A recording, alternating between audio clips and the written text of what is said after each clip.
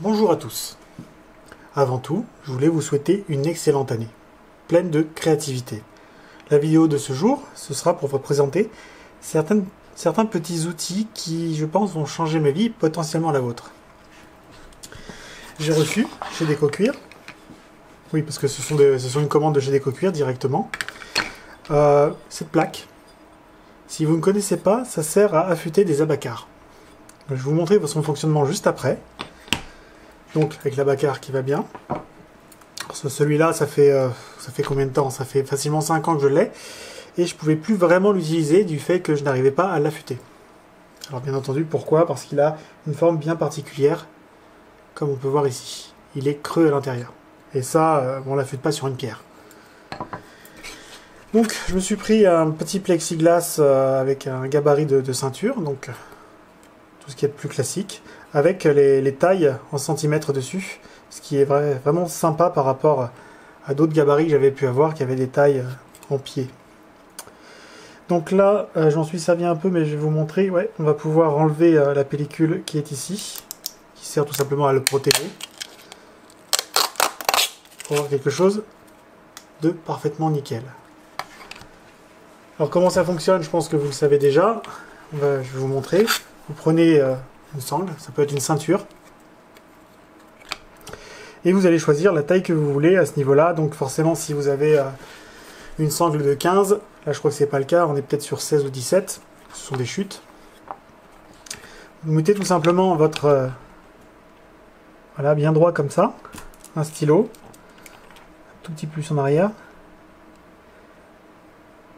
Alors là, je sais pas sur la bonne taille. J'ai pas fait attention. Mais n'empêche, on en est là. Donc à ce moment-là, prenez votre demi-lune par exemple, pour couper.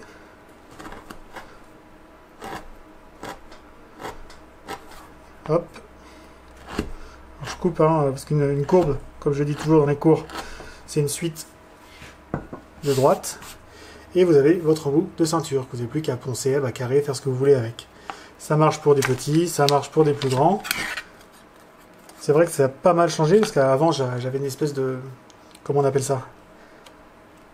D'outils qui faisaient toujours la même taille. Alors je l'utilisais pour des tailles plus petites, mais ça faisait un bout qui n'était pas vraiment correct.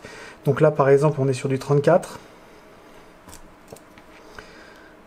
Hop, on le met bien droit comme ça. Et on a juste à faire ça. C'est tout bête, mais vraiment ça change tout, quoi. Et là pareil, hein, toujours une suite de droite, donc... ça permet de faire des arrondis. Après, si vous êtes audacieux, vous pouvez commencer à couper directement en une fois. Voilà. Tout en laissant ses doigts, bien sûr, loin de la lame. Voilà, vous avez un bout de ceinture de 35 mm. Alors, il y a toutes les tailles. Hein. On est sur du... ça commence à 6 mm, 8, 10, 12... 15, 19, 24, 29, 34 et encore, là on arrive sur une ceinture classique homme 39 mm, donc 3 cm 9. Là on arrive sur du 44 et carrément sur du 49. C'est la ceinture que j'ai actuellement, elle est sur du 49 avec des belles boucles, c'est vraiment très sympa. Donc voilà pour le plexi, hein, solide, hein, il n'est pas en longueur, il n'est pas en largeur, il est tout en rond, il y a pas mal de taille dessus. Bon, cette partie là bien entendu vous allez le faire vers l'intérieur. Et très très bien, un gabarit millimètre pour ceinture en bout ogive. Voilà. Donc on va passer maintenant, surtout, très important, à comment affûter son abacar type EASY. Le type EASY est différent de l'abacar classique, qui lui est plat. Lui est carrément incurvé à l'intérieur, ce qui fait que c'est très très pratique si vous avez par exemple un cuir assez épais, et vous savez pas trop dans quel sens, parce que bon, les 45 degrés, voilà ça, voilà, il coupe plus vraiment. Ça vous coupe pile poil sans avoir à chercher dans quel sens. Et là c'est parfait parce qu'on va pouvoir l'utiliser de nouveau après tant d'années. Donc ça fonctionne comment? C'est tout simplement une plaque métallique, et dessus vous avez des tailles. Alors bien entendu, vous n'allez pas directement le faire sur la plaque, c'est pas le but. On va utiliser de la toile émery par-dessus. Donc comme dans toute façon pour affûter, on va commencer sur un grain un petit peu épais et terminer sur un plus fin.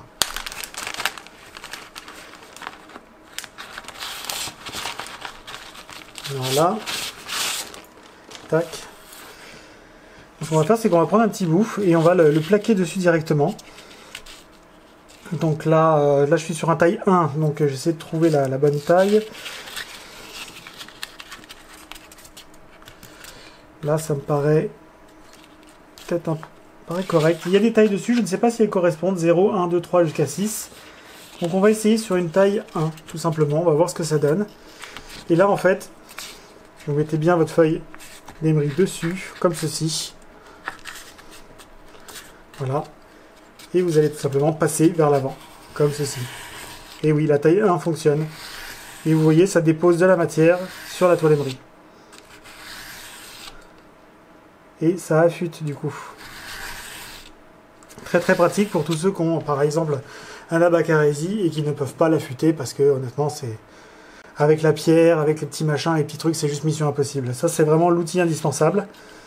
Donc on va le remettre sur... Hop, après une fois que vous avez passé sur une partie et vous l'avez rincé on va dire, passez sur une partie un peu plus à côté et hop. C'est très simple d'utilisation au final. Je ne m'y attendais pas, j'avais pas encore essayé. Je m'étais dit, la curiosité, bon, j'ai vu ça arriver, je me suis dit, tiens. Et voilà, là on était sur du grain 600.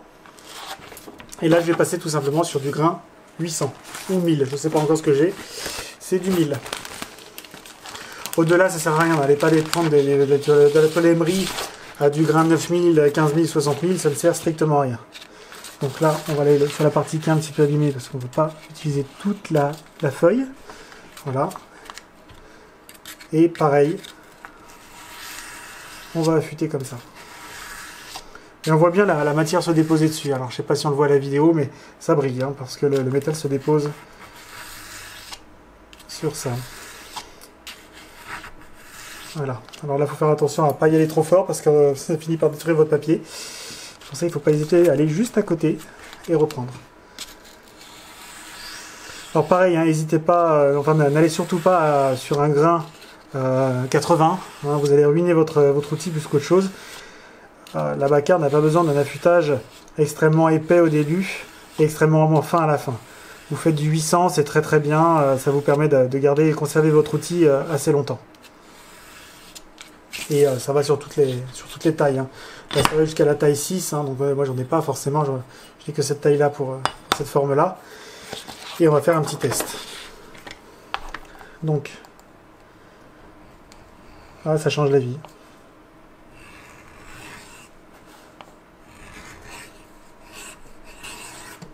Ah ouais, carrément. Côté croûte. Nickel. Ah, non, ça c'est normal, c'est un petit morceau. Soit de la table, soit du cuir qui m'embête. De toute façon, quoi qu'il en soit, si c'est pas assez affûté, je vais recommencer. Je vais en rajouter un petit peu. Je vais peut-être le mettre sur du taille 2 pour voir ce que ça donne. Non, pas sur, voilà, sur ça, taille 2. Voir si ça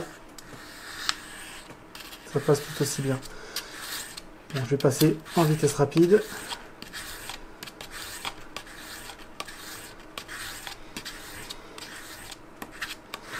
Et voilà. Alors j'ai pas essayé avec un cuir extrêmement fin pour passer ça comme sur une sorte de strop. Mais du coup, si jamais vous le faites, vous le passez à l'envers pour éviter du coup d'abacarer le cuir que vous avez. Donc j'ai pas de cuir assez fin dans le coin, donc moi je l'aurais tenté sur un veau assez fin de 1 mm maxi. Et hop, vous passez à l'envers comme ça pour le polir. Donc là, on recommence. Ouais, voilà, c'est beaucoup mieux.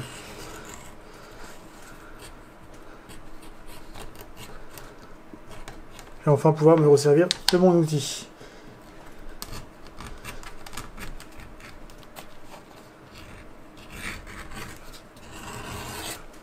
Nickel. Et là, on voit une tranche. Alors faites attention dans ces cas-là, nettoyez aussi le bout parce que la limaille de fer, j'ai pas pensé sur le moment. Ça va sensiblement se déposer sur le cuir. On va essayer sur ça. Ok. Ça passe. Ça passe nickel. Un petit bout plus gros peut-être, un truc. Bon, je pense qu'on a un petit peu tout vu quand même. Là c'est la partie que j'avais fait la dernière fois. et d'un coup, ouais, ça récupère de la matière. Alors forcément, on n'en voit pas beaucoup parce qu'on est sur une taille 1. Ce qui signifie que ça enlève vraiment très peu de matière, mais c'est concluant. C'est complètement concluant et j'en suis très heureux. Du coup, voilà. Ah, oui, j'avais oublié de vous parler aussi. J'ai reçu ça avec en cadeau. Ça, c'est génial. C'est du liège. C'est bête, mais c'est ultra pratique. Dedans, j'ai mis mes haleines. Et surtout, j'ai mis mes griffes, parce que j'ai pas encore eu le temps de faire un étui pour mes griffes. Donc, vous pouvez le voir. Griffes classiques, type Prickling. Et donc, du coup, je les mets là-dedans. Ça évite qu'elles tombent de partout, qu'elles s'entrechoquent, qu'elles cassent. Parce que oui, une griffe sur le carrelage, c'est jamais top. Et j'ai mis forcément mes haleines, hein, donc des aiguilles pour éviter de les perdre aussi. Et j'ai reçu ça en cadeau, du coup. Non, c'est mignon, c'est sympa, et franchement, pareil, on va faire un petit test. Pour ceux qui ont un peu de galère, par exemple, vous êtes sur... vous savez pas encore percer votre haleine comme ça, c'est un peu la galère, vous avez 2-3 trous à faire dans un coin.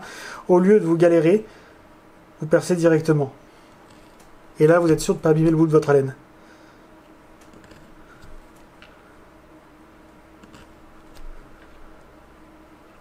Alors, c'est un petit peu la méthode du débutant. Mais honnêtement, ça vous permet d'avoir une couture droite. Vous allez d'abord marquer votre cuir avec une roulette, avec potentiellement des griffes adaptées à marquer les points de couture. Et après, vous allez les percer comme ça. Ce sera plus simple au début, plutôt que de vous galérer à plus savoir comment les mettre. Voilà. Et là, vous avez en aucun cas, vous allez vraiment sauvegarder le bout de votre haleine. Parce que souvent, les haleines, quand on fait ce genre de bêtises là sur un tapis comme ça, ou même sur un bout de bois, ça va émousser la pointe. Et après, pour percer, c'est une galère ultime. Donc voilà, j'espère que cette vidéo vous aura aidé, et puis je vous dis à une prochaine.